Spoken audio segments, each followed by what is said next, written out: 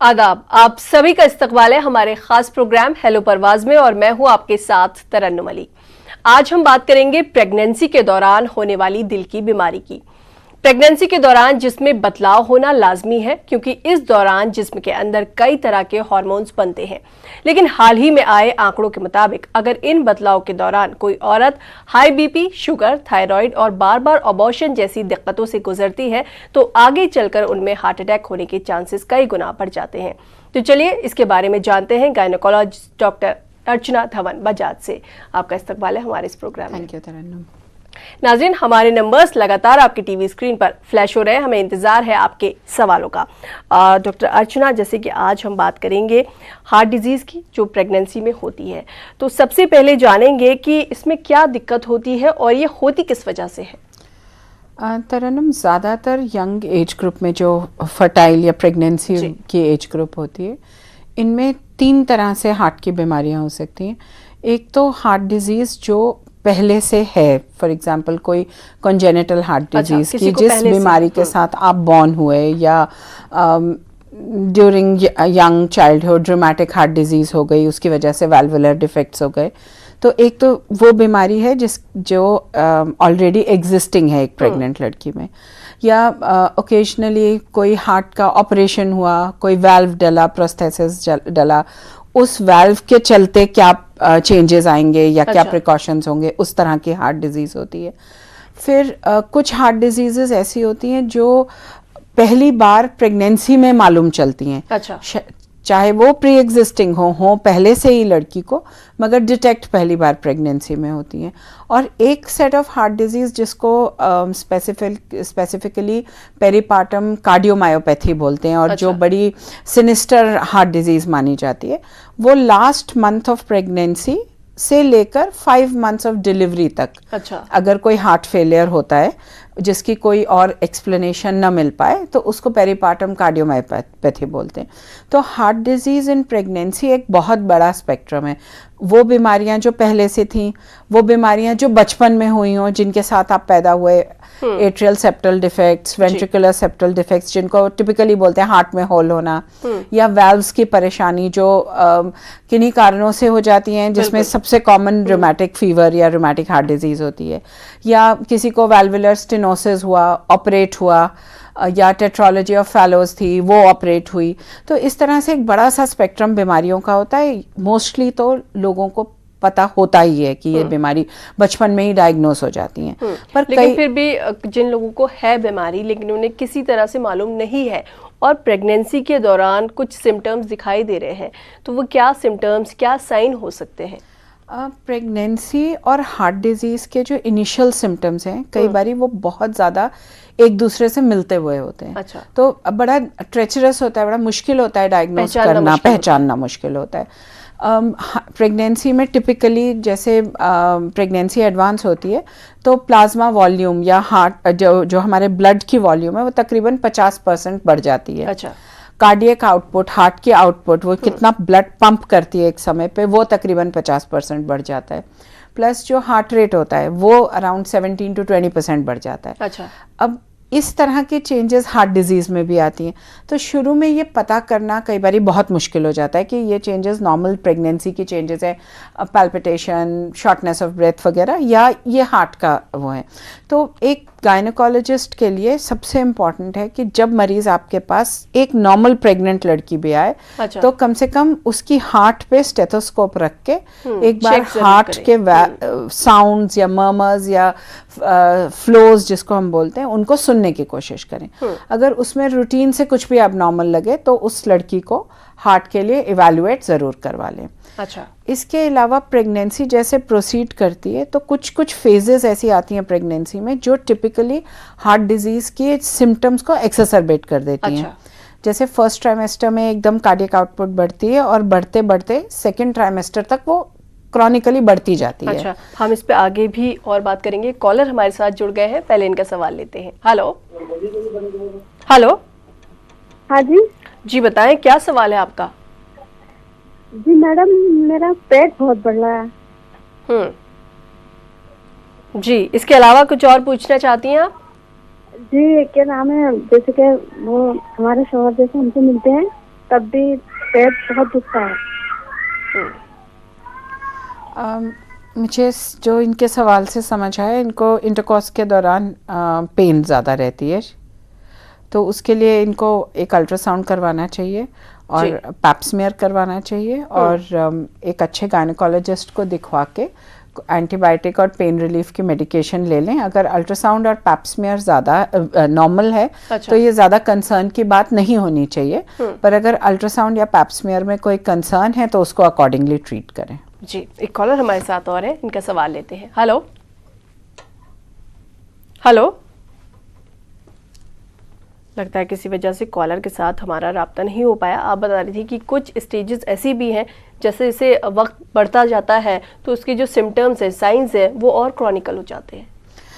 जैसे जैसे cardiac output बढ़ती जाती है, typically middle of second trimester तक एक वो फेज होती है जिसमें heart related problems, heart disease के साथ एसोसिएटेड प्रॉब्लम्स सरफेस कर सकती हैं, जिनमें टिपिकली एरिथमियाज हो गए या कंजेस्टिव कार्डियक फेलियर हो गया या एम्बोलिज्म हो गया, ये सब चीज़ें मैनिफेस्ट करने लगती हैं।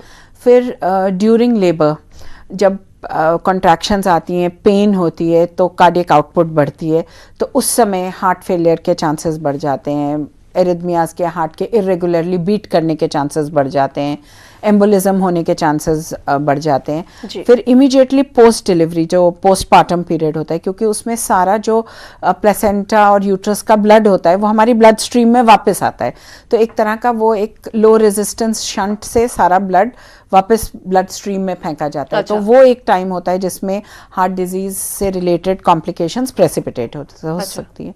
इसके अलावा रूटीन चीज़ें जो प्रेगनेंसी में होती हैं, जैसे अनीमिया हो गया, इन्फेक्शंस हो गई, थायराइड रिलेटेड डिसऑर्डर्स हो गए, प्रेगनेंसी इंड्यूस्ड हाइपरटेंशन हो गई, जेस्टेशनल डायबिटीज़ हो गई, प्रेगनेंसी में शुगर ज़्यादा होना, ये सब चीज़ें हार्ट डिजीज़ को कंपाउंड कर सकती हैं। मतलब जो कॉम्प्लिकेशंस होती हैं हार्ट डिजीज़ वाले मरीजों की, उनको और ज़्यादा बढ़ा सकती हैं, उनको और प्रोमिनेंट कर सकती हैं। अच्छा, एक कॉलर हमारे साथ जुड़ गए हैं। हेलो हेलो हेलो, जी बताएं क्या सवाल है आपका? जी, हमारा सवाल ये है डॉक्टर साहब से कि जब ये प्रेगनेंसी होती है ना जी, तो आजकल जो आम चीज है कि बच्चों में पल्स ना स्टार्टिंग में हार्ट बीट नहीं उठता है, वो रीजन क्या है उसका जिस वजह से अबॉर्शन करवाना पड़ता है? जो आप बता रही हैं वो उसको बोलते हैं टिपिकली मिस्ड अबॉर्शन, या बच्चे की हार्ट बीट नहीं आई और या आकर चली गई। वो एक बड़ा कॉमन तरह का अबॉर्शन होता है जिसके बहुत सारे रीजंस होते हैं। कई बारी रीज़न मदर के ब्लड में होते हैं कुछ फैक्टर्स, या एग की क्वालिटी अच्छी नहीं होती, या प्रोजेस्ट्रॉन की कमी होती है, या प्रोलैक्टिन का एक्सेस होता है, या बच्चे में कई बारी कैरोटाइप या जेनेटिक एबनॉर्मेलिटीज़ होती हैं। तो कई तरह के रीजंस होते हैं जिसकी वजह से अर्ली मिसकैरेजेस या मिस्ड अबॉर्शंस जो ये बता रही हैं वो हो सकते हैं। ये ज़रूरी नहीं है कि इसमें बच्चे के हार्ट में ही कोई मुश्किल हो, ये बच्चे की हार्ट की फॉर्मेशन काफ़ी बाद में शुरू होती है। जो ये बताना चाह रही हैं वो एक कॉमन फॉर्म ऑफ अबॉर्शन है, अर्ली मिसकैरेज है। अच्छा, और इसके बड़े सारे रीजंस हो सकते हैं। अगर बार बार मिसकैरेजेस हो रहे हैं तो उसके लिए lupus, thyroid, prolactin, sugar levels, anti-Mullerian hormone levels, progesterone levels, जो बच्चा अबॉर्ट करते हैं उसके ऊपर जेनेटिक स्टडीज, तो बड़ी सारे तरीके होते हैं रीजन पता करने के। जी, एक कॉलर हमारे साथ और है फोन लाइन पर। हेलो हेलो, हाँ जी जी बताएं क्या सवाल है? जी, मुझे यूट्रस प्रॉब्लम है। जी बताएं। जी, यूट्रस प्रॉब्लम है, मुझे सिस्ट है। जी, आप इनसे कुछ जानना चाहेंगे? ओवरी में सिस्ट है, किस तरह की सिस्ट है? हेमरेजिक है, एंडोमेट्रियोटिक है, क्लियर सिस्ट है, साइज कितना है उस सिस्ट का? अगर आप उसके बारे में कुछ इन्फॉर्मेशन दें तो शायद कुछ आपको मैं सॉल्यूशन बता पाऊँ। और अगर सिर्फ सिस्ट ओवरी में है, अल्ट्रासाउंड करवाएं और CA-125 एक ब्लड टेस्ट होता है वो करवाएं, और गायनेकोलॉजिस्ट से एक बार असेस करवाएं कि वो किस तरह की सिस्ट है, साइज क्या है उसका। अगर 3 सेंटीमीटर से ज़्यादा बड़ी सिस्ट है तो उसको फॉलो अप में रहना चाहिए। और अगर आपको कुछ परेशानी दे रही है, पेन कर रही है, पीरियड्स के दौरान पेन कर रही है, इंटरकॉर्स के दौरान पेन कर रही है या एबनॉर्मल ब्लीडिंग दे रही है, तो उस सिस्ट को आप लैप्रोस्कोपिकली निकलवा के बायोप्सी करा सकती हैं। ऑल्टरनेटिवली अगर कोई सिम्टम नहीं है और सिस्ट 3 सेंटीमीटर से छोटी है तो प्रोबेबली जिसको हम फॉलिकुलर सिस्ट कहते हैं या अनरप्चर्ड एग की वजह से जो सिस्ट बनती है, ये सिस्ट 3-4 महीने कॉन्ट्रासेप्टिव पिल्स खाने से सेटल हो सकती है। पर खुद से अपना ट्रीटमेंट ना डिसाइड करें, एक बार एक अच्छे गायनेकोलॉजिस्ट से असेसमेंट करवाएं। बहुत ज्यादा जरूरी है। कॉलर हमारे साथ और जुड़ गए हैं। हेलो हेलो हेलो जी बताएं क्या सवाल है आपका? हमारा ये है, हम लोग फैमिली जिससे ऑपरेशन कराए ना, हमारा कपड़े से नहीं, महीने में 2 बार 3 बार आते, ऐसा क्यों हो रहा? जी आप एक बार सवाल ये सवाल प्लीज दोबारा आप अपना सवाल एक बार दोहरा सकती हैं? ये हमारा बोल रहे हैं, हमारा जब से ये फैमिली ऑपरेशन हुई, डिलीवरी हुई, जब से हमारा क्या फैमिली का ऑपरेशन कराए, तो जब से हमारा कपड़े से भी रुक रहे हो, ऐसा 40 रहे थे, क्यों हो रहा है ऐसा? ये शायद इन्होंने या तो इनकी डिलीवरी हुई है या इन्होंने फैमिली प्लानिंग का ऑपरेशन कराया, जो मुझे समझ आ रहा है, और उसके बाद इनकी ब्लीडिंग नहीं रुक रही है। अगर आपकी डिलीवरी इनकी आवाज बहुत ज्यादा क्लियर नहीं, साफ समझ नहीं आ रहा कि इनका सवाल क्या है। हाँ जी, अगर डिलीवरी को 40 दिन से ऊपर हो गए हैं और आपकी ब्लीडिंग परसिस्ट कर रही है तो एक अल्ट्रासाउंड करवाएं, अपने डॉक्टर के पास वापस जाएं जहां डिलीवरी हुई है, तो वो कोई इन्फेक्शन तो नहीं है, यूट्रस में कोई प्लेसेंटा या मेम्ब्रेन्स का हिस्सा तो नहीं रह गया, या कई बार ये सिर्फ हार्मोनल इम्बैलेंस जो फीडिंग की वजह से, जब बच्चे को लैक्टेट करते हैं बॉडी में प्रोलैक्टिन लेवल्स बढ़ते हैं, ओवुलेशन खत्म हो जाती है, तो भी कई लोगों को ब्लीडिंग होती रहती है। तो एक बार एग्जामिन करवा लें, एक अल्ट्रासाउंड करवा लें, और अगर अल्ट्रासाउंड में सब ठीक है तो प्रोजेस्टेरॉन लेके ब्लीडिंग रोकी जा सकती है, या उससे भी ना रुके अगर तो पैप्समियर करवा के या सर्विक्स की एग्जामिनेशन करवा लें कि कोई मसला तो नहीं है यूट्रस या सर्विक्स में। बाकी लाइगेशन या ट्यूब्स बंद करने के बाद अगर ब्लीडिंग होती जा रही है तो बाय एंड लार्ज उसके भी कॉजेस तकरीबन यही होंगे। तो इन्हीं लाइंस पे इन्वेस्टिगेट कराएंगे तो आई एम श्योर इनको रीजन भी पता चल जाएगा और सॉल्यूशन भी मिल जाएगा। जी, कुछ और कॉलर्स हमारे साथ जुड़ गए हैं।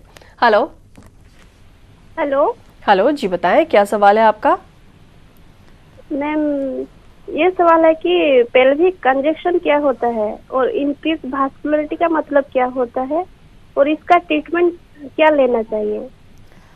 पेल्विक कंजेशन और इंक्रीज्ड वैस्कुलरिटी टिपिकली 2 कंडीशंस में होती है। एक तो अगर आपके पेल्विस में कोई इन्फ्लेमेशन है तो बहुत सारी blood supply uterus, tubes, ovaries, इनके जो ब्लड वेसल्स में इनमें आने लग जाती है और इसकी वजह से एक feeling of heaviness, cramping, discomfort रहता है और इसी को इंक्रीज्ड वैस्कुलरिटी भी बोलते हैं। तो basically pelvic congestion and increased vascularity एक साथ चलते हैं। कई लोगों में ये अर्ली प्रेगनेंसी का सिम्टम होता है, कई लोगों में ये पेल्विक इन्फ्लेमेटरी डिजीज, किसी तरह की कोई इन्फेक्शन हो पेल्विस में, gonococcal infection, chlamydial infection, tubercular infection, इनकी निशानी होती है। अच्छा, कभी इन्फेक्शन की वजह से भी हो सकता है ज्यादातर। तो इसके लिए एक तो एक अच्छा राउंड ऑफ एंटीबायोटिक गायनेकोलॉजिस्ट के पास जाके लें, और अगर उससे भी ना सेटल हो तो 3 साइकिल कॉन्ट्रासेप्टिव पिल्स ले सकते हैं, और अगर उससे भी ना सेटल हो तो फिर इसकी डिटेल्ड इवैल्यूएशन होनी चाहिए। जी, एक और कॉलर हमारे साथ है। हेलो हेलो हेलो जी बताएं क्या सवाल है आपका? वो जो अभी बोले तो उसका क्या करना है, कम होना, वो जो कपड़े 40 हो रहे थे, सूजन हो जा रहे, कपड़े 40 होने से सूजन गिरे, तो उसका क्या करना? देखिए, सबसे पहले आप अपने टीवी की आवाज बंद करिए और फिर सवाल पूछिए ताकि हम आपका सवाल सही से सुन पाए।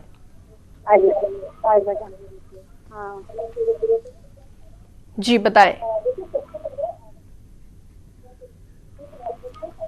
जी बताएं क्या सवाल है आपका?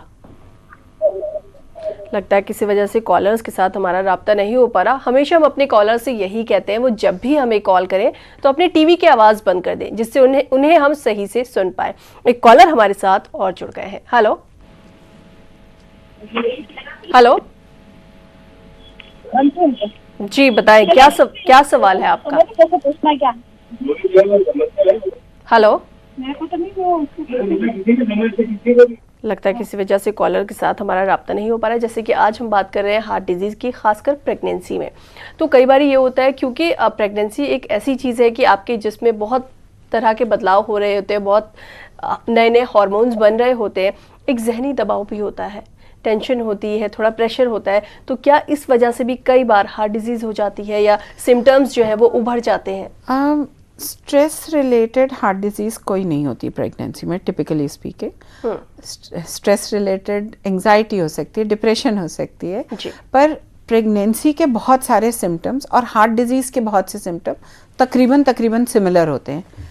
कई लोगों को जैसे प्रेगनेंसी में एक रूटीन सिम्टम है शॉर्टनेस ऑफ ब्रेथ होना, सांस चढ़ना, थोड़ा सा चले थक गए, थोड़ा सा चले बैठने का मन करता है, सीढ़ियाँ चढ़े थक गए। तो बहुत सारे लोगों में ये हार्ट डिजीज का सिम्टम भी हो सकता है और एक नॉर्मल प्रेगनेंसी का सिम्टम भी हो सकता है। पैरों में स्वेलिंग आना, सांस लेने में मुश्किल होना, ब्रेथलेसनेस होना, कई बार धड़कन तेज हो जाना, पैल्पिटेशन होना। तो बड़ा मुश्किल हो जाता है कई बार पेशेंट को खुद ये समझना कि उसको जो चेंजेस हो रही हैं वो हार्ट डिजीज की वजह से है या उसकी नॉर्मल प्रेगनेंसी के चेंजेस हैं। तो अगर आपको कोई भी प्रेगनेंसी में चीज़ आउट ऑफ प्रोपोर्शन लगे, भले ही आपका डॉक्टर आप जाएं दिखाएं कहें वो ठीक है कुछ ऑल इज वेल और ये प्रेगनेंसी की वजह से, तो भी डॉक्टर से कंसल्ट जरूर करें, क्योंकि बहुत सारी चीज़ें नई होती हैं प्रेगनेंसी में। हीमोडाइल्यूशन होती है जिसकी वजह से typically anaemia, specially south east Asian women में हम as a nation we are deficient in iron, हमारे आयरन स्टोर्स कम हैं। तो जब हीमोडाइल्यूशन होती है HB फॉल, हीमोग्लोबिन फॉल करता है, वो सिम्टम्स भी तकरीबन हार्ट डिजीज के सिम्टम्स की तरह हो सकते हैं। तो अगर आपको रूटीन से कुछ भी हट के लग रहा है, आपको लग रहा है मैं बहुत थक रही हूँ, मुझे बहुत ज़्यादा नींद आ रही है, पैरों में सूजन आ रही है, दिल की धड़कन तेज़ हो रही है, ब्रेथलेसनेस हो रही है, कुछ भी रूटीन से हट के लग रहा है, तो एक डॉक्टर को टाइमली कंसल्ट करना है कई बारी एक बहुत डेंजरस सिचुएशन से आपको बचा सकता है। जी, एक कॉलर हमारे साथ जुड़ गए हैं। हेलो हेलो हेलो जी, बताएं क्या सवाल है आपका? जी, मैं डॉक्टर साहबा से ये पूछना चाह रही हूँ कि दिसंबर, हेलो आप सुन रहे हैं ना? जी सुन रहे हैं, अपना सवाल पूरा कीजिए। तो दिसंबर में मैंने देखा कि मैं नहा रही थी, तो as I am also medical student, तो मैं चेक करी थी अपनी बॉडी, तो मुझे छोटा सा सिस्ट दिखाई दिया, बहुत छोटा। तो मैंने घर में किसी को नहीं बताया। तो पिछले महीने जनवरी में फिर से मैंने चेक करा, तो मुझे उससे एक और छोटा सा सिस्ट जैसा कुछ दिखाई दिया। मैं ओवेरी के अंदर की बात कर रही हूँ। तो मैं बहुत परेशान हो गई, तो मैंने खुद से USG करवाया। तो वहाँ पे डॉक्टर साहब ने मुझे बोला कि हाँ सिस्ट तो है 2.5 mm का है, लेकिन वो अंदर है। तो मुझे समझ में नहीं आ रहा है, अगर वो अंदर है तो मुझे बाहर से जो दिख रहा है वो क्या है? इस वजह से मैं बहुत परेशान हूँ। तो मैं जानना चाहूंगी कि ये कहाँ दिख रहा है इनको सिस्ट? ओवरी की सिस्ट अनलेस वो बहुत बड़ी हो, तकरीबन 1 फुट की सिस्ट हो, आपको नजर नहीं आ सकती। अच्छा। ओवरी टिपिकली एक पेल्विक ऑर्गन है। हाँ। तो आपको सिस्ट कहाँ नजर आ रही है? बिल्कुल, जो मुझे उंगली से दिखाई दे रहा है वो क्या है फिर? उंगली से कहाँ पर दिखाई दे रहा है? आपको वजाइनल एरिया में कुछ फील हो रहा है? हाँ जी, बिल्कुल। अगर वजाइनल एरिया में कुछ फील हो रहा है तो वो most likely young age group में बार्थुलिन सिस्ट होती है। बार्थुलिन ग्लैंड होता है एक वजाइनल एरिया में, उसका जो माउथ होता है वो ब्लॉक हो जाता है और वो एक सिस्टिक मास सा थोड़ा पेनफुल टेंडर लेबिया की रीजन में, जो जहाँ पे वजाइनल ओपनिंग होती है उसके लोअर पोर्शन में फील होता है। अगर आप वो फील कर रही हैं तो वो बार्थुलिन सिस्ट है और उसके लिए आप इनिशियली एंटीबायोटिक्स लीजिए, और अगर वो फिर भी नहीं रिजॉल्व हो रही तो फिर उसको शायद एक्सिजन की ज़रूरत पड़े। तो आप जिन डॉक्टर को दिखाए रही हैं उनसे कहिए कि ओवेरियन सिस्ट के साथ साथ वो आपका वल्वल और वजाइनल एग्जामिनेशन अगर पॉसिबल है तो वो कर लें, ताकि पता चल जाए कि बार्थुलिन सिस्ट है। और बार्थुलिन सिस्ट ऐसी सिस्ट है जो married, unmarried, sexually active, inactive हर क्लास की लड़की में हो सकती है। तो यदि आपको बार्थुलिन सिस्ट है आप उसका इलाज कराएं, उससे परेशान होने या डरने की कोई ज़रूरत नहीं है। हार्मलेस सिस्ट है, सिर्फ उसकी न्यूसेंस वैल्यू क्योंकि वो दर्द देती है। जी, प्रेगनेंसी में कई बार ऐसा भी होता है कि धड़कन जो है दिल की वो बढ़ जाती है और बहुत सारे लोगों को ये पता भी नहीं चलता है। तो किसी की धड़कन नॉर्मल नहीं है, बढ़ी हुई है, ये कैसे पता चलेगा? उसके क्या साइंस हैं? टिपिकली एक मरीज को ये फील होगा कि उसको अपनी दिल की धड़कन महसूस हो रही है, और जैसे टिपिकली लेडीज बोलती है कि मेरा कलेजा मुंह को आ रहा है। अच्छा। ऐसा लगता है कि नेक के अंदर दिल धड़क रहा है। तो अगर ऐसा कोई मरीज बोले तो इसको लाइटली ना लें। ऑब्वियसली उसको पैल्पिटेशन हो रही है, उसका हार्ट रेट बढ़ा हुआ है, जिसके बड़े सारे कारण हो सकते हैं। एक नॉर्मल चेंज हो सकती है प्रेगनेंसी में, अनीमिया की वजह से, हीमोग्लोबिन कम होने की वजह से हो सकती है, थायराइड लेवल बढ़ा होने की वजह से हो सकती है, हाई ब्लड प्रेशर होने की वजह से हो सकती है, और हार्ट डिजीज होने की वजह से भी हो सकती है, और लंग्स में कोई समस्या होने की वजह से भी हो सकती है। अच्छा। तो यदि किसी को भी, कोई भी मरीज आपको प्रेगनेंसी में पैल्पिटेशन बोले तो सिर्फ ये कह देना कि ये नॉर्मल है प्रेगनेंसी में, that is not enough. As a doctor ये आपका दायित्व है कि आप पता करें कि ये नॉर्मल चेंज है या इसके साथ कोई एसोसिएशन है, हीमोग्लोबिन कम है, थायराइड लेवल ज़्यादा है। हाइपर थायराइड लेवल में कई बार टिपिकली ऐसा होता है, हार्ट डिजीज में इस तरह होता है। तो पूरा एक ब्लड वर्क मरीज का कराएं। अच्छा। ईसीजी कराएं, ज़रूरत पड़े तो इकोकार्डियोग्राफी कराएं, उससे डायग्नोसिस मोर और लेस मिल ही जाता है। बहुत बार प्रेगनेंसी में अनीमिया की वजह से या थायराइड लेवल्स बढ़ने की वजह से या लेटर इन प्रेगनेंसी जैसे ब्रेस्ट में चेंजेस आने लगते हैं। एक हार्ट के आसपास वैसे ही बिना हार्ट डिजीज हुए भी कई बार मरमर सुनाई देने लगते हैं। तो प्रेगनेंसी बहुत तरह से डायग्नोसिस को मास्क कर देती है और फॉल्स पॉजिटिव डायग्नोसिस भी कर देती है। तो इवैल्यूएशन अच्छी तरह से, ईसीजी, इकोकार्डियोग्राफी, एक कार्डियोलॉजिस्ट को अगर ज़रूरत लगे इन्वॉल्व करें। हाँ। जब आजकल मल्टी डिसिप्लिनरी हॉस्पिटल्स, तो हर पॉसिबल डॉक्टर जो आपकी सहायता कर सके उसको इन्वॉल्व करें, तो आई एम श्योर डायग्नोसिस भी पता चल जाएगा और ये भी समझ आ जाएगा कि ये पैल्पिटेशन रूटीन पैल्पिटेशन है या इसके पीछे कोई ऑर्गेनिक डिजीज। जी, प्रेगनेंसी के दौरान बहुत सारे लोगों में बहुत सारी कॉम्प्लिकेशंस भी हो जाती हैं, खासकर अगर किसी को किसी तरह की कोई परेशानी पहले से है। तो वो कौन लोग हैं जिनको प्रेगनेंसी अवॉइड करनी चाहिए? टिपिकली 3-4 तरह की हार्ट डिजीज होती हैं जिसमें कहते हैं कि प्रेगनेंसी नहीं करनी चाहिए। अच्छा। एक आइजनमेंगर सिंड्रोम होता है जिसमें pregnancy is absolutely contraindicated. Untreated या uncorrected tetralogy of Fallot's, severe pulmonary stenosis, और एक बीमारी होती है मार्फन सिंड्रोम। उसमें आयोटा जो हमारा मेन ब्लड वेसल होता है वो डायलेट हो जाता है, तो उसमें अवॉइड करनी चाहिए। प्लस अगर आपको बहुत सिवियर पल्मोनरी आर्टरी हाइपरटेंशन है उसमें अवॉइड करनी चाहिए।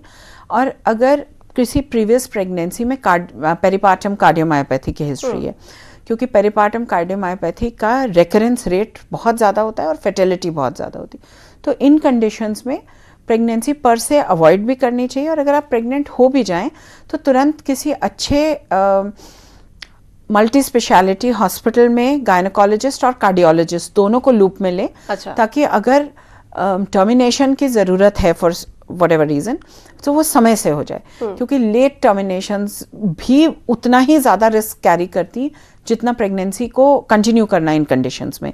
तो ये कुछ कंडीशंस हैं। न्यूयॉर्क क्लासिफिकेशन है एक टिपिकली हार्ट डिजीज़ की, उसमें ग्रेड 4 हार्ट डिजीज़ है, यदि माफन्स है, आइजनमेंगर है, तो ये सब हार्ट डिजीजेस बिल्कुल भी लाइटली लेने वाली नहीं है। यूजुअली ये ऐसी हार्ट डिजीज़ होती हैं जिनको पेशेंट को पहले से पता होता है। तो यदि आपको पता है, आप गायनेकोलॉजिस्ट, कार्डियोलॉजिस्ट से कंसल्ट करे बगैर टू बिगिन विद प्रेगनेंसी करने के बारे में सोचे ही नहीं। और अगर हो जाती है तो बिल्कुल immediately you should see a person जो आपको ठीक रास्ते से गाइड कर सके। लेकिन फिर भी बहुत जरूरी है कि प्लान करने से पहले आप डॉक्टर के पास जाएं, उनसे कंसल्ट करें, बातचीत करें, चीजों को समझें कि क्या हो सकता है, क्या कॉम्प्लिकेशंस हो सकती है। बिल्कुल, पहले बात करना बेहतर रहेगा। हार्ट डिजीज पहले है, कोई वाल्व लगा हुआ है, प्रोस्थेसिस लगा है, एंटीकोएगुलेंट्स ले रहे हैं, तो जो ओरल एंटीकोएगुलेंट होता है वारफरिन टिपिकली, वो फर्स्ट ट्राइमेस्टर में अवॉइड होना होता है। तो यदि आप ले रही हैं और आपको तुरंत पता चल जाता है तो it should be stopped immediately और लो मॉलिक्यूलर वेट हेपरिन के इंजेक्शंस शुरू हो जाने चाहिए। जी, और भी बात करेंगे। एक कॉलर हमारे साथ जुड़ गए हैं। हेलो हेलो हेलो, जी बताएं क्या सवाल है आपका? हेलो जी, सवाल बताएं। लगता है किसी वजह से कॉलर के साथ हमारा राब्ता नहीं हो पाया। अच्छा, अगर किसी को कोई हार्ट रिलेटेड प्रॉब्लम है और वो प्रेग्नेंट है तो उसको किस तरह के हॉस्पिटल में या किस तरह के डॉक्टर से इलाज करवाना चाहिए? क्योंकि कई बार ये भी सुना है कि डिलीवरी के दौरान जिन्हें पहले से कुछ हार्ट रिलेटेड प्रॉब्लम है उन्हें हार्ट अटैक भी हो जाता है, तो कहाँ वो अपना इलाज कराएं, किस डॉक्टर को दिखाएं? एक तो जो कार्डियोलॉजिस्ट आपको शुरू से फॉलो कर रहा है, आपकी कोशिश यही होनी चाहिए कि वही आपको ड्यूरिंग प्रेगनेंसी फॉलो अप करे। तो उसी हॉस्पिटल में या उसी जगह पे रहें जहां आपका कार्डियोलॉजिस्ट है। अच्छा। एक एक्सपीरियंस्ड गायनेकोलॉजिस्ट, एक मल्टी स्पेशलिटी हॉस्पिटल जिसमें हर तरह की फैसिलिटी अवेलेबल हो, cardiologist, nephrologist, ICU setting, cardio coronary unit, सब तरह की इंटरवेंशनल कार्डियोलॉजी, हर तरह की फैसिलिटी अवेलेबल हो। कोशिश करें कि वहां डिलीवर करें। अच्छा। इसको लाइटली ना लें। बहुत से लोग आके बोलते हैं हमें बचपन में हार्ट डिजीज थी, अब ठीक हो गई, अब मैं बिल्कुल नॉर्मल हूँ। आपको अगर हार्ट डिजीज है, आप भले ही अब नॉर्मल हैं, फिर भी you need to be supervised, क्योंकि sudden changes in the heart musculature, blood supply, बहुत सारी चेंजेस, प्रोजेस्ट्रॉन पर से हार्मोन इस तरह का होता है कि जो स्मूथ मसल्स को डायलेट करता है, तो बहुत सारी चेंजेस वो हर तरह के मसल्स में करता है। तो इसको लाइटली न लें। अगर आप ठीक भी हैं और आपकी बीमारी ठीक हो भी गई है, तो भी आप अपने कार्डियोलॉजिस्ट को लूप में रखें। एक सीनियर ऑब्स्टेट्रिशियन होना चाहिए and you should be managed in a hospital जहाँ पे हर तरह की फैसिलिटी अवेलेबल। डॉक्टर अर्चना, वक्त हमारे पास थोड़ा सा कम है, लेकिन चलते चलते एक आखिरी कॉलर को प्रोग्राम में शामिल करेंगे। हेलो हेलो, लगता है किसी वजह से कॉलर के साथ हमारा राब्ता नहीं हो पाया। जैसे कि बहुत सारे लोगों को आपने ये भी कहा कि कुछ लोगों को तो पहले से प्रॉब्लम होती है हार्ट रिलेटेड, लेकिन कुछ लोगों को प्रेगनेंसी के दौरान उसके साइंस दिखाई देते हैं। तो अगर किसी को पहले से नहीं है, उस दौरान साइंस दिखाई दे रहे हैं, तो क्या कुछ प्रिकॉशंस हो सकते हैं? हाँ बिल्कुल। एक तो एमलेस एक्टिविटी अवॉइड करें, मेडिकल सुपरविजन में रहें। छोटी सी भी इन्फेक्शन हो, खांसी जुकाम हो, डॉक्टर को कंसल्ट करें। हीमोग्लोबिन लेवल्स मेंटेन करें, आयरन सप्लीमेंटेशन लेते रहें, डाइट का ध्यान रखें। डॉक्टर जो आपको एडवाइस करें, अगर वो आपको फ्लूइड रिस्ट्रिक्शन एडवाइस करें, सॉल्ट रिस्ट्रिक्शन एडवाइस करें, तो उसको फॉलो करें। और छोटे छोटे सिम्टम्स का ध्यान रखें। सडन ब्रेथलेसनेस हो, सडन वेट गेन हो, पैर एकदम से सूजे हुए दिखें, अच्छा। इन सब चीज़ों का ध्यान रखें। हाई प्रोटीन डाइट लें, फैटी डाइट अवॉइड करें। तो बड़ी छोटी छोटी चीज़ें होती हैं जो आपको एक कैटास्ट्रोफी से से बचा सकती हैं। लेकिन फिर भी जैसे कि आजकल जो माहौल है, पहले होता था कि दादी नानियाँ होती थी तो वो बताती थी कि आप फिजिकल वर्क ज़्यादा करिए, टहलिए, एक्सरसाइज करिए, और घर का ही काम बहुत सारा होता था। आजकल क्या होता है, लोग काम नहीं करना चाहते हैं, वो बैठे रहते हैं। तो फिजिकली एक्टिव रहना कितना ज़रूरी है? एक्सरसाइज करना, टहलना, बहुत short. Physical activity as an any other condition pregnancy में भी बहुत ज़रूरी है। और कहीं भी किसी तरह के भी हालात में कोई भी आपको ये नहीं एडवाइस करेगा कि अगर आप प्रेग्नेंट हैं तो आप अपने आप को बीमार मान लीजिए। बिल्कुल। तो नॉर्मल फिजिकल एक्टिविटी, थोड़ा वॉक, मॉडरेशन, लाइफस्टाइल मॉडिफिकेशन, जो चीज़ें एक हेल्दी लाइफ आपको रूटीन हालात में मेंटेन कराती है, वो हर हाल में करनी चाहिए। फिजिकली एक्टिव रहना चाहिए। एक अगर आप 40 मिनट वॉक कर सकती हैं। आप हमारे स्टूडियो में आए, तमाम कॉलर्स के सवालों के जवाब आपने दिए, आपका यहाँ आने के लिए बहुत बहुत शुक्रिया। थैंक यू तरन्नुम। नाजरीन, फिलहाल हमें दीजिए इजाजत, आपसे फिर मुलाकात होगी। आदाब।